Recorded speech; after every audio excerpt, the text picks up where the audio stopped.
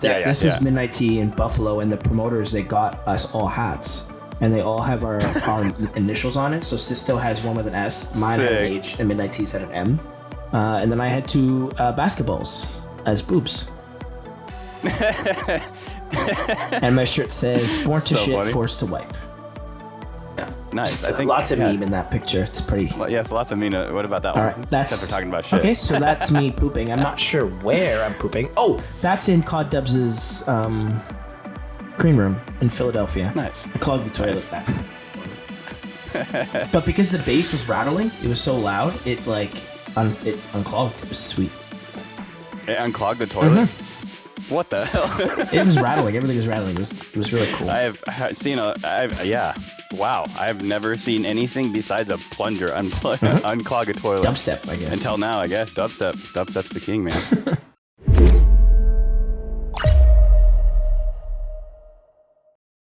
Hamro, welcome to the Underground Society podcast, man. How are you? I'm good. How are you?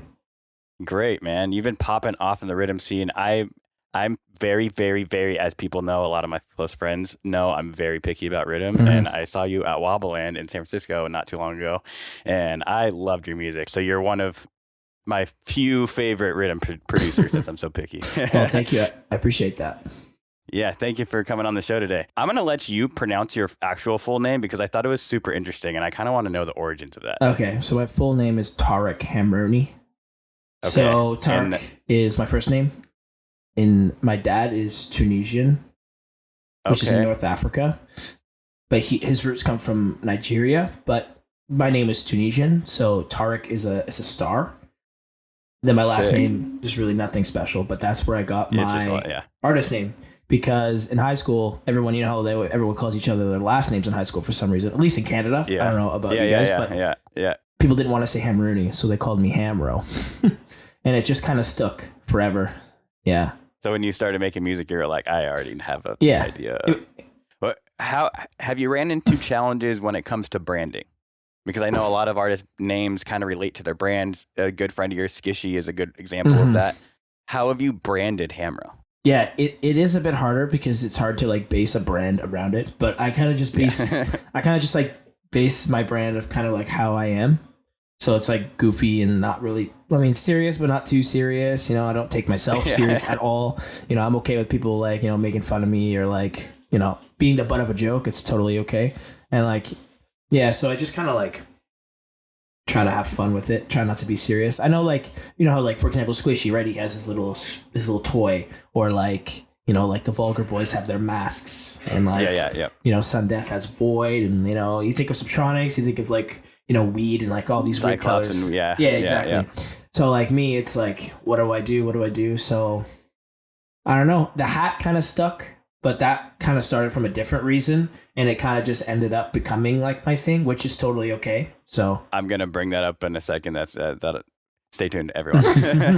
I also wanted to ask you kind of how you got into listening to riddim, because I know you're from Canada, so was it just because you're so close to Montreal, the bass capital, as everyone knows it as, or is that just because you were in the area and it was kind of just a part of like what you were around, or like how did you really not really get interested in it? I kind of actually just like came about it organically. I mean, that's dope. But like back in the day when I was, you know, 9 or 10, my sister was showing me music, and I found out who Daft Punk was. So that was like my introduction to like electronic music. And I didn't have like an iPod or anything yet, so I couldn't really like dig to find music. But then eventually my sister showed me Justice. Oh, fire. And then I was really obsessed with Justice for a bit. And like, you know, and then I got my own iPod and I figured out what's Justice. So I Googled it and I found out it was dubstep. So then I searched dubstep. And then I ended up finding like Skrillex and Adventure Club and Excision and OG all that days. Type of stuff. But then I was like, this is kind of boring. And then I dug deeper. And then I found all the UK stuff. So I was super obsessed with like Scream and Benga and what's his name? Coffee? Not Coffee. Yeah, 50 Carat, sorry. 50 Carat. Oh, yeah. Those were like my favorite. And then once I found 50 Carat, I was like, oh, what's this? And then I figured out like YouTube, and I found Shivers doing a Get Darker mix.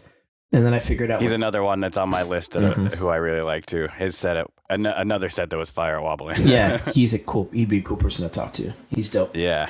But yeah, and then I found out, like, just watching Shivers, doing the Get Darker, I figured out what it was. And then after then, I was kind of cemented in loving it. And then I just kept digging and finding random stuff, and then SoundCloud. And yeah, that's how it went. Little story. Because you're such a character online, and I dug through some of your Instagram photos, and I kind of wanted to go through and kind of do like a photo roulette with you. Oh, this will be great. I've never done this on the show. No, this will be great. Something new I want to try out. So I was very interested in this one because the caption just said beans. Okay, so that's my buddy Nick Packer. He goes by Niceotope. He's from Ottawa, and he throws shows here in Ottawa, Canada. And I was doing a show, and he like did like this like interview type thing. I don't know what happened to it because it's really funny. I remember it. It was hilarious. And like he just would like start asking you questions, and then randomly he's like, I got one more question. And then he whipped out the beans, and then they took a picture of me. I don't know. It's funny. I thought it was funny, so I had to post it. Hilarious, yeah. Listen, I don't know if you guys in America have these, but do you guys have maple beans? No, we don't. Oh my. We also don't have poutine. I'm mad. Poutine you can make yourself. Yeah, but maple beans, oh my. I gotta try, man. Mm-hmm. I gotta try. I've been to Canada once. I have my maple leaf tattoo. Yes. Anytime I have a Canadian on the show, I always show them that.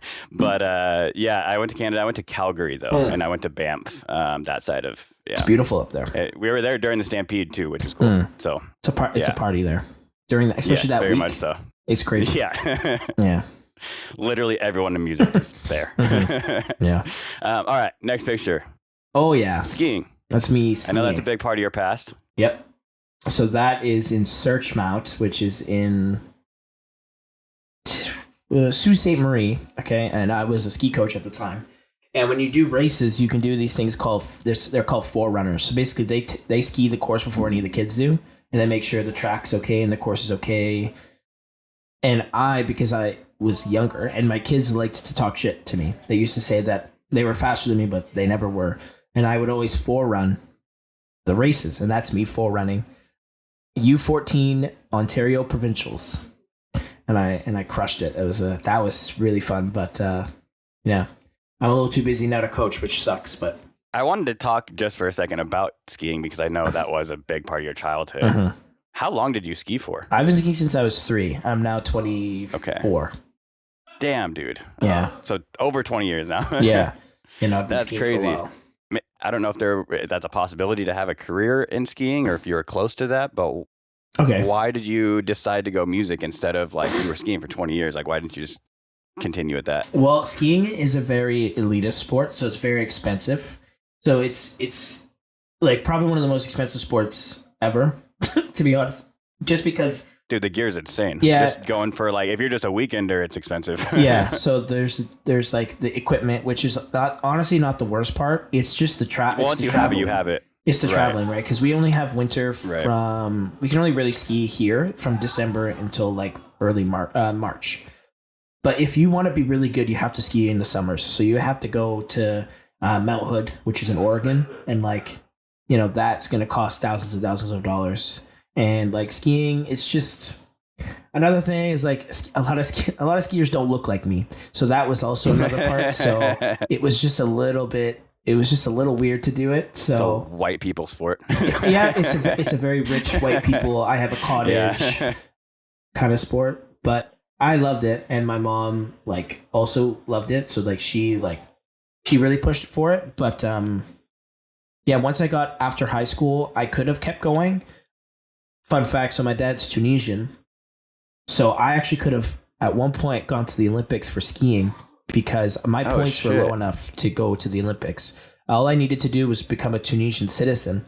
But at the time, my dad didn't sign the form, so I actually didn't become Tunisian. No. So once I turned 18, it's too late. And if I become Tunisian now, I have to do like this big crazy thing, and I just like don't want to go through it. But if he did do it, the Tunisian government said that they were going to fund my skiing.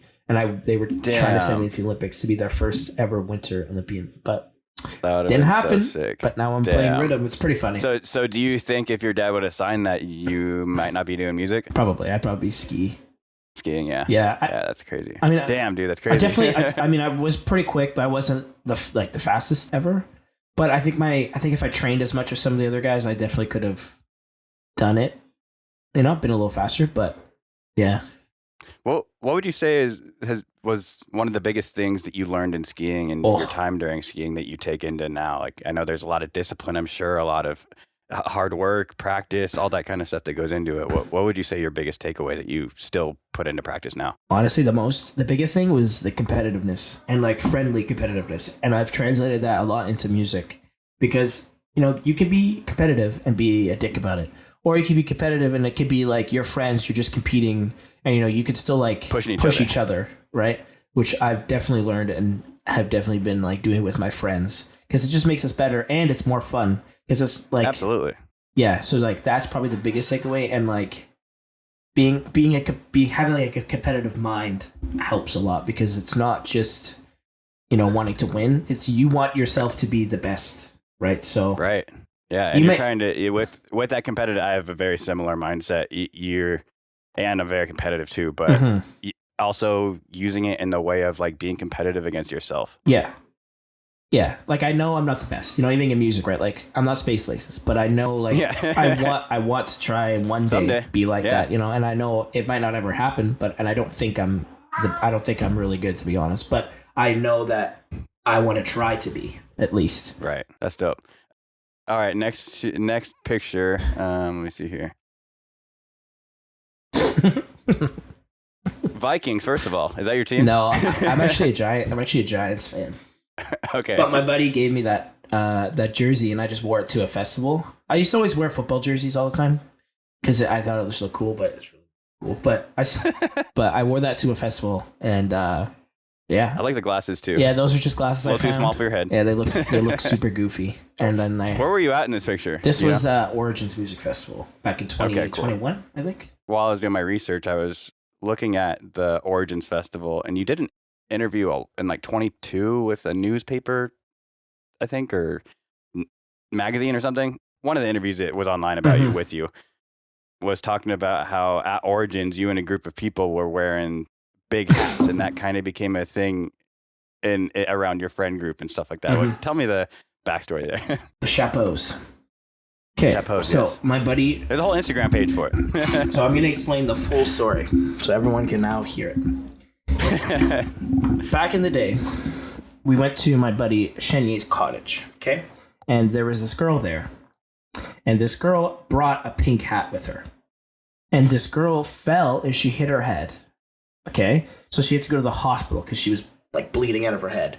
And then it was just really like, it was honestly funny because she's just like kind of a goofy girl. So it was like funny. So she hit her head and then she was in the hospital. She was totally fine. But then she came back, and then we were just all wearing her hat because she left, and we're just like wearing it as like a joke. Passing around, yeah. And then eventually she left again, but she forgot the hat. Okay, so then Origins Festival came around. This is like a month later, and we were all back at that same cottage because the festival was like 15 minutes away from the cottage.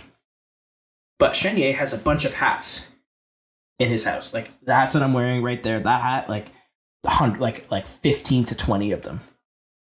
So all the boys that came with me, we all wore hats like that, including the pink hat that she left. And we called those our chapeau de vacances.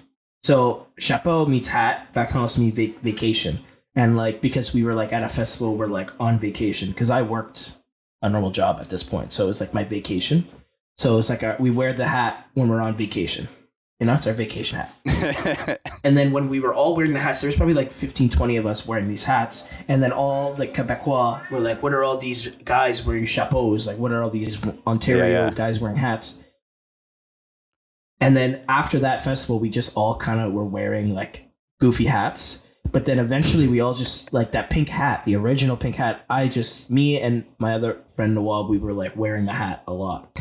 And then it kind of just caught on. So we just like kept wearing it everywhere. And then I was ending up like DJing sets with the hat on.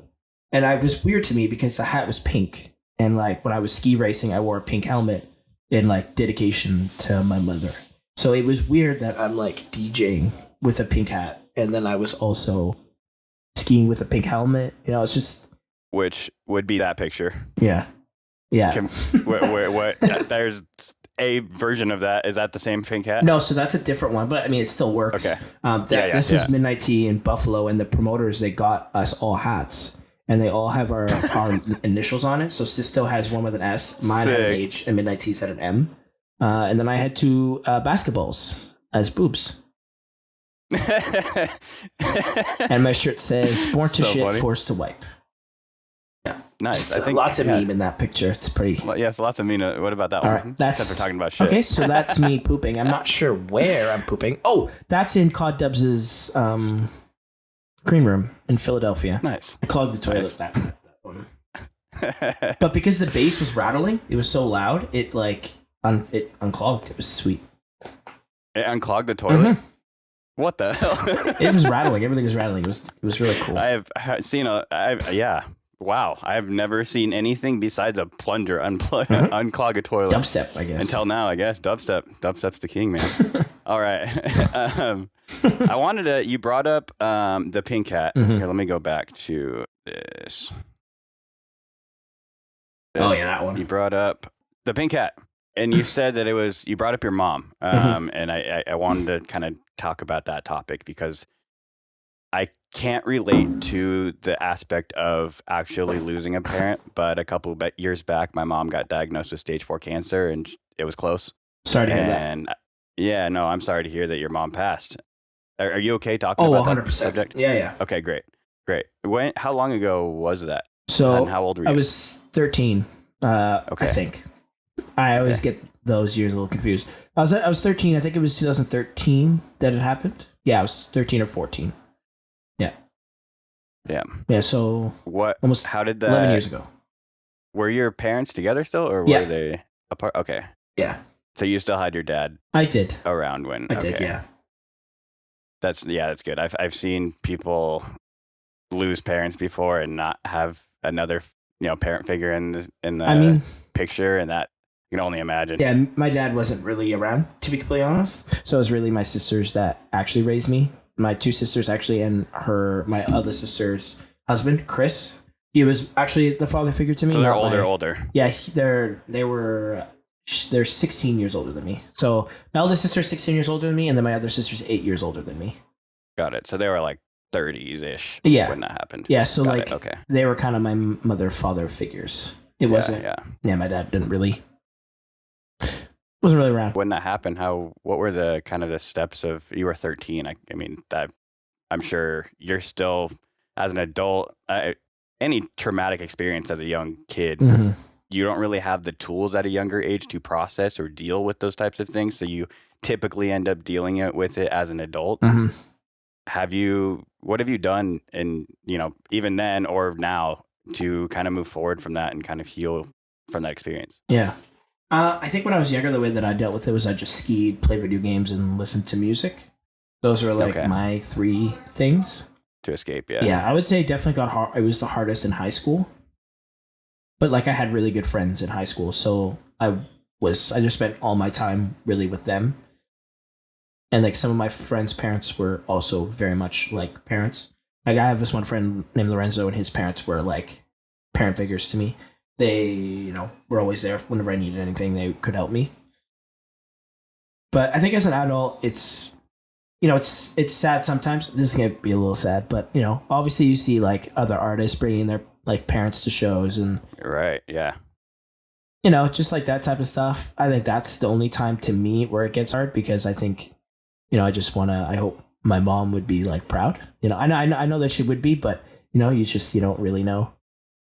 Just that type of stuff. But honestly, it's really not the worst. I'm very open with talking about it. And now that I'm older, it's probably helps you be okay with it more because you're okay talking about it. And you probably push yourself to actually get your feelings out instead of just bottling it up and never expressing that wounded part of you, Yeah. Yeah. And just being I think humor is how I deal with it the most, which is. Well, you do a great job at that. Yeah. I just I don't know. It's just, I'm just myself 24/7. I don't think people, if you met me, 5 years ago, I'm probably the same person as you met now. There's not really much difference. I just try to find the humor in everything, even if it's sad and, but goofiness. If you were to go back in time and ask yourself, or not ask yourself, tell yourself, and were able to talk to yourself as an adult, talking to the younger version of you that this just happened, what would you go back and tell him? Listen to what your mother used to say. Do the things that your mom used to tell you to do. But I mean, I kind of already did that. So I think also I tell myself to just have fun, not to try to be too sad and serious about a lot of things. Because, you know, younger days, like high school, I would stress so much about like my grade. Like I wouldn't stress about my grade. I mean, on the surface level, you would not think I was stressing. Like if you asked my sisters if I was stressing about my grades, they'd be like, "Oh, you weren't stressing." I mean, I was, but yeah, I'd be like, just don't worry about it. You'll be fine. You'll figure it out. I want to talk about honoring your mom too, because obviously, like in the picture that I'm showing you, the pink hat. You were talking about skiing with the pink helmet, and she passed from breast cancer, correct? Which is pink. Yeah, it's all weird. Yes, yeah. And it just so happened serendipitously that you ended up wearing a pink hat, like you were talking about. Because it didn't start that way. It started as a joke. Like it was like, oh, it's and goofy. I thought they were connected, and it was such a coincidence that it was like that. I was going to kind of lead into this topic by talking about the pink hats, but being that they're completely almost unrelated, and it just so happened that a pink hat popped up. It's just, it was weird. I don't know. Yeah. I was like, because one day we were sitting, and I'm like, it's really weird that I'm wearing a pink hat. And I used to wear a pink helmet, and it's like, I like pink, but I don't love the color pink. I'm gonna be honest, I don't love the color pink. That's why like the hat that I actually wear, the nice one, is black with like just pink ridges. Yeah. Just because you know I don't want to wear it. Looks goofy, full pink, but yeah.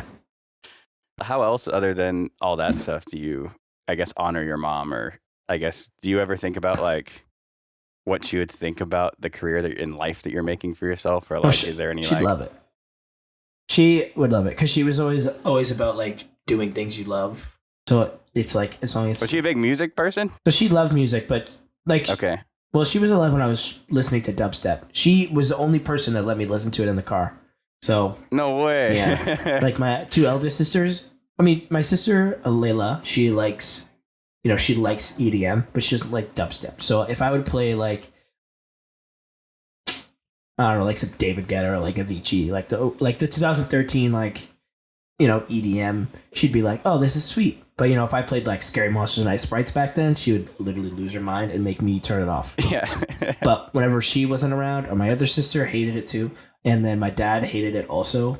So it just So, but she liked it. I think she just would be stoked that I'm doing something that I'm happy with.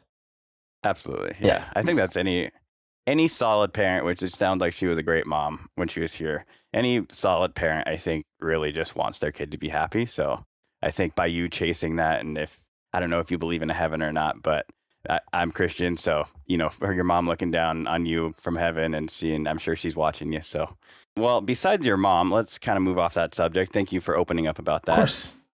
I wanted to talk about just like actual like career challenges. Yep. How long have you been producing? So I've been producing since 2020. So just January 2020 that's when I got like a proper like laptop to make music setup. Right. What do you think has been like the biggest challenge for you since 2020 to now? It's been almost 4 years. I think the hardest part was the last year because I was working for the government before. I had a real job, and then I stopped that, and then I was full-time music. Okay, so you went full-time, yeah. Mm-hmm. I think the biggest part is like kind of figuring out like how to like navigate like other parts of life while doing music. So like, talk to me, brother. Yep. So like, I can relate with that. Yeah. So like the way you get paid is different. You know, sometimes promoters don't pay. You get paid for like a month right on time, and then you have to wait, and then there's, you know, you have to pay for your flights, which is really freaking annoying. Hey, promoters, you should pay for artists' flights. Anyways, that one, it would just save so many issues. That honestly, that's the biggest struggle. I have no trouble with making the music. I think it's fun. I have no trouble with playing shows, traveling. I have no issues with that.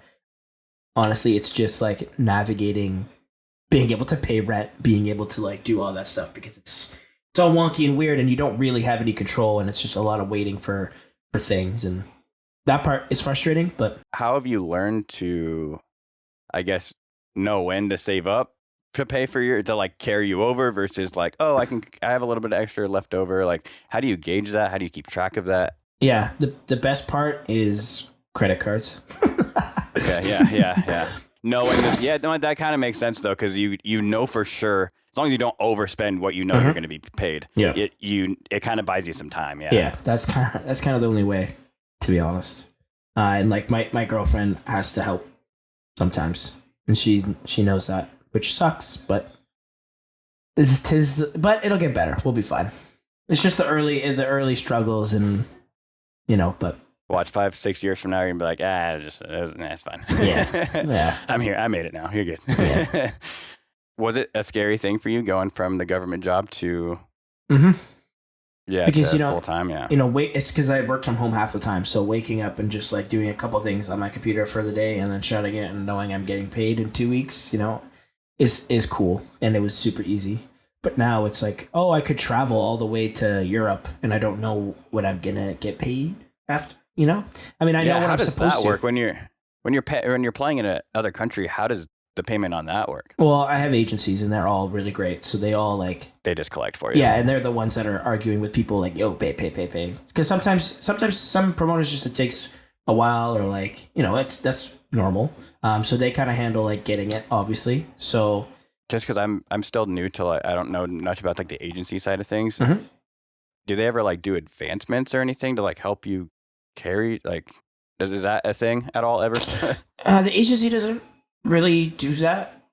Okay. I know they're more just representation for you, kind of. No, but my manager has definitely helped me buy some flights, which is Graham Green. Shout out him, because he helps also a shit ton. Having management does definitely help. Yeah, that's why people always are like, oh, thank you for coming and playing, or thank you for this. And I always say trust me, you gotta think more than just me. Yeah. There's a lot of pieces that make it happen, and without those pieces it would fall apart. So talking about you quitting your job, was there a moment that kind of were you waiting for something to happen in order for you to do that, or was the money just made sense finally to where you could, or what was your final decision factor for that? This is a visa. Okay. Second I had that, I knew I could play a show. I could play enough shows, because you can't survive just playing shows in Canada, because there's 4 cities that have shows. Yeah. So that's true. Yeah, you're from Canada. If you're once you get your visa, I was thinking that you'd be able to play in the States, but yeah, you wouldn't even be able to play in the States until you got your visa. Yeah. And just playing in Europe, there's not enough markets really. There is enough, but you'll be good for 2 months maybe. So that's the second I got that, I'm like, okay, maybe it's time to just focus on it. Have you gotten better, I guess, from that time to now of projecting where you need to spend money and not spend money? And have you gotten better at managing your money? Has this forced you into that habit? A little bit. Yeah. At the time though, it was definitely easier last year because I still was working for a while, so I had some savings still, but now it's just sometimes it's okay, this show I'm not going to be able to afford to get media. I can't really afford a hotel, so what I'll do is I'll just leave really early and just not sleep, and I'll just get home and sleep. Yeah, get a flight. So it's I do that a lot now compared to last year where, There's little corners that you can cut if you're willing to do it. Oh, I love sleeping at the airport. It's my favorite thing. Honestly, I think I played 40-something shows. I think maybe 20 of them I slept at the airport. Damn. Yeah. Every Midnight Tea show I slept at the airport except Toronto. Holy shit. Oh, and Buffalo. Wow. Buffalo, I still had a hotel, so I slept. That's what a lot of people don't see is they think, oh, you're playing shows, you're touring, you're making all this money. It's nah, bro, I'm sleeping in the hotel or in the airport. I think that's why I'm getting fat too, because I just eat airport food.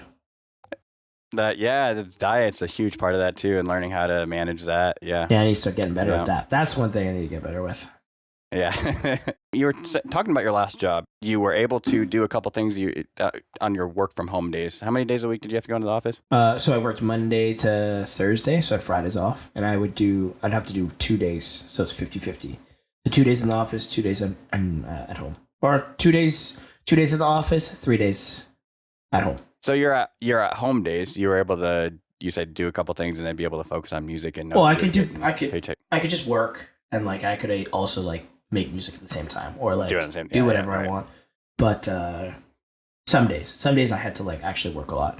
But I was on contract, so I knew like I was gonna be like stopping work, like I was gonna end work January 1st. So I'm not gonna lie, the last like 2 months of work, I didn't really do much. Yeah, like I'm stopping anyways. Yeah, Yeah.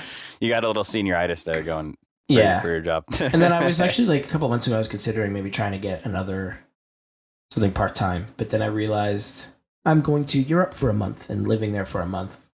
No one's gonna let me have a full month off. Yeah, no, definitely not. So definitely not. Yeah.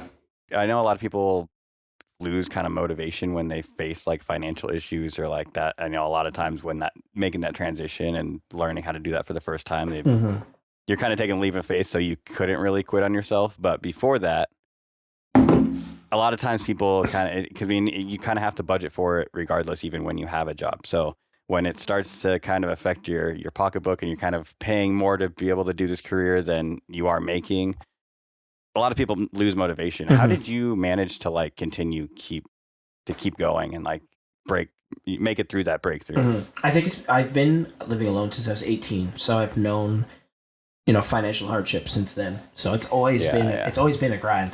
I would say the only time when it's not been is when COVID happened, because we were getting like these $2,000 checks, every 2 weeks, $2,000. So. Damn, Canada, we did not get that in the States. Holy shit. Yes. Or it was $2,000 a month, which is like not the mess. Still. But, paid my rent and I was just chilling at home. And I was working at the same time, so I got both. It was awesome. It was great. Oh, beautiful. Because I didn't work enough hours, so I got both. Okay. Shut off the government. It was sweet. So like then I was okay, but then after when that ended, it went back to like, the grind. So I understood kind of how to like figure it out and not lose motivation because I've just been doing it for years, so there's not much difference. Except now, I at least do something I like, so I have the motivation to do it. Yeah, when something that I think the passion is what carries a lot of people, and it's like, is the challenge or is the passion big enough to overcome the challenges that you're facing, or is it not? Are you going to give up? Yeah, well, I'm glad you are still here and still kicking and still doing what your heart is telling you to do. Was there anything else that we wanted to talk about today? I wanted to open up the floor to you before we wrap it up. I have an EP coming out in end of March. Tell me about that. So it's a collab EP with my besties, Squishy and Blank Space. It's got three songs on it. Every song is different. Every song is a different drop. It's like different genres. One's weird, one's like riddim, one's like dubstep, one's D&B. It's like crazy. Nice. One's tear out. It's gonna out, be cool coming weird. from you guys too. You guys are like known as riddim, so it'd be cool to have some different stuff on there. Be sweet. Very cool. How hard is that? I know Blank Space and Skishy are both out in the. I think Skishy's still in Cali, right? Yeah, he lives in Hollywood, North Hollywood. I don't know, it's the LA area. Yeah, they're your main guys that you hang out with. How hard is that being away from them, and especially when you didn't have your visa and shit? Well, I didn't really know Blank Space before I came to America. Our friendship's kind of more recent. I think in the last year we've became really close. We've always talked though. We've been like messaging and stuff since 2020. But Squishy and I, we've been like, we used to talk on Discord every day. Me, him, and this Australian named Dassam, and Soles, and there's a couple other guys that we just used to talk on Discord with every single day during COVID. And like we became really close. We've just always been close friends. So then when it came time to like come to America, we spent a lot of time together. So yeah, it's been sweet. Very cool. It does suck, I met him. I see them once a month at least, so. That's cool, yeah. I think there's friends that are in my life, and I'm not a touring artist, that I see less than that, so that's still pretty good. Yeah, I met Skishy. I met him at Lost Lands, and he spilled a drink on me from VIP. I was sitting up against the fence with my girlfriend at the time, and him and his dad were there. And it was like before the Skishy project kind of became a thing, and he was just, I think that was before he went to Icon too. So this was like what, 2019? Yeah. And yeah, he spilled a drink on me, and then I was able to have him on the pod later on, and yeah, Skishy's a good guy, man. Oh yeah, very cool guy. Some people don't understand him. Yeah, He has a lot of energy.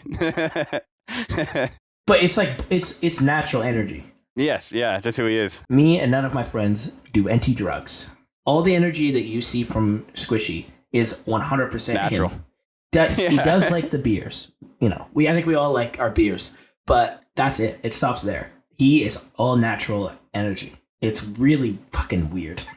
Were you someone who would do the party favors and stuff before you kind of got more into this industry, or you've always been like that? No, I mean, this goes back to like when my mom was alive. She literally was like, you can never do drugs. And I've lived by that. I hate them. I think they're stupid. I don't care. I know you can go to raves. You can do whatever you want. I don't care if people do them, but I will never try it in my life. So I definitely have, like, I've had my time of that, but I feel like it definitely, like, as I've gotten older, and especially the more that I've gotten into it from a career standpoint, it's like nowhere close to what it used to be. So yeah, I just think it's a waste of money, in my opinion. That too. Yeah. I'm kind of already happy. I don't really need something to make me feel better. And I don't. If I'm tired, I'm just gonna go to bed. I'm not gonna take something and try to stay awake. I like coffee and I like beers. Unless it's like melatonin to sleep or something. Maybe, yeah, or Advil. That's natural. So get a headache, have some Advil. Right. Let's get back onto the EP. What was like the writing process going into that, and how did you guys kind of come up with the idea to even make an EP together? So we were at Squishy's house in New York with his dad. Okay. And dude, his dad's so dope. Such a nice guy. And the first song, it's called Pants. We just started making it in the thing, and like, I think it's because we called it Pants for two reasons. The vocal says like "take your pants off," and like we just woke up and started making music, and none of us were wearing pants, which is gonna sound weird, but you know, sleeping in your boxers is pretty normal. And then just picturing the three of you, dubstep riddim producers, all in boxers, just at the computer. I mean, I think Trey had his stupid duck shorts on, but okay. Yeah, so that's like the first song, and like we just tried to make something cool. And then the second drop we made at Squishy's house, and it's like sorry, let's pump it up. Sorry, Pants. First drop is like normal dubstep. It's just dubstepy, and then the second drop is the switch I made. It's like quarter notey, like more riddim type stuff. Yep. And then the last drop is like Trey being weird. It's like, I don't even know how to describe it. It's like super slow and super weird. And we just like, after that one, we were just like, let's just make like a bunch of random drops that all like sound cool, but they're all really different. So then the second song, the first drop is like a riddim tune. Like quarter notes, has a fake drop. It's sick. And then the second drop is like tear out, crazy, heavy. There's a BPM change too. So it's like slow and meaty, which is weird because none of us ever make tear out. It doesn't. Yeah, not it won't even sound. Yeah. It won't sound like us at all. Like at all. None of us have ever made a song that sounds like that. And then the last song is called Property Damage, and it's like the first drop is like weird. It has like there's no sub, but the sub comes from like this growl, and it's really cool. Very cool. It's cool that you guys are experimenting with some different sound design than just the classic shit that you guys do. Yeah. And then the switch. I love you. Like I said, I like your music, but I like Skishy's too. Yeah. Sometimes we just kind of play it. I mean, it's not playing it safe. It's just we also kind of like that. We like that music. But sometimes it's fun. You gotta make it for. You gotta make. I am a firm believer of like you got to make what you like for you first and let the market kind of decide. But there's also like when you're touring, there's a business side to it. There is like you got to kind of make stuff that you know is going to kind of do well for certain, instead of only making something primarily for you, you got to call things a little safer so that it does better with the market. Yeah, I agree. But you should also try to make things that make you happy first instead of trying to make things for the business. I think it should be like a good in between balance. Yeah. Like obviously I could be making something and like here I'd be like, oh, I know the crowd will love this, but I might not like it. But I know the crowd will, so I'm going to keep it. What do you do in that? Would you still continue with it if you knew the crowd would like it, or what do you typically do? I mean, I feel like the music that I like, it's just like good for the crowd, anyways. Yeah. So I try to just make if I was in the crowd, what would I want to hear? That's everything I make is that. So. That's I love quarter notes. Just putting yourself in the shoes of your audience, basically. I love quarter notes. I can tell. The switch on the last tune is like a mashup of like South Keys, which is my biggest song, and then Pucker Up, which is Squishy's biggest song, and Hell yeah, Beep Beep Boop from Blank Space's biggest song. And it's like a mashup, like sick. Weird with like, it's so cool. Yeah. That's one of my favorite Skishy songs. That's dope.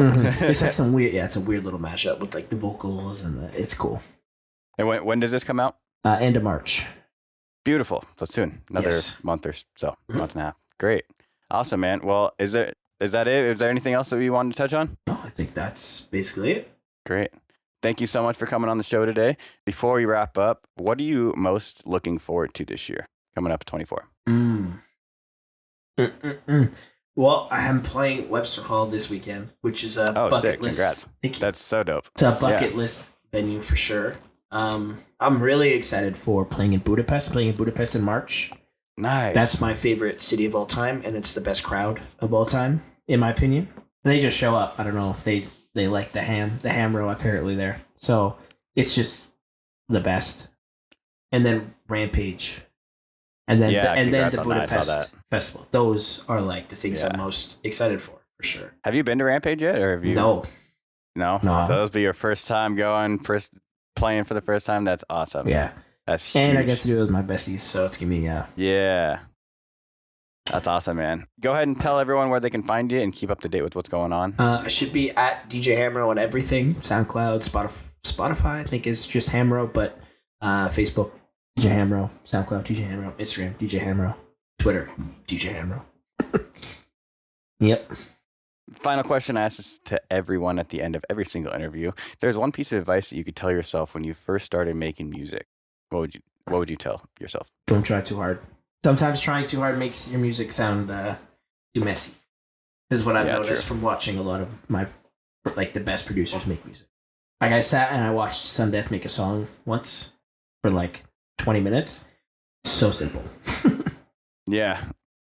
I've heard that from other people who have watched him produce, that he comes up with, if he has an idea, he can easily just put it together. And don't overcomplicate it. It doesn't matter if you have a 190 track song or you have a 20 track song. The 20 track song probably, if it's produced well, will probably sound better. It's probably going to sound better. Yeah. There's less background distraction and noises and shit that aren't. Yeah. Yep. Keep it simple, stupid. Yeah, exactly. Awesome. Thanks everyone for tuning in. Please make sure to like and subscribe if you're on YouTube. Drop us a 5-star review if you're listening on Apple or Spotify. And hope everyone has a great week.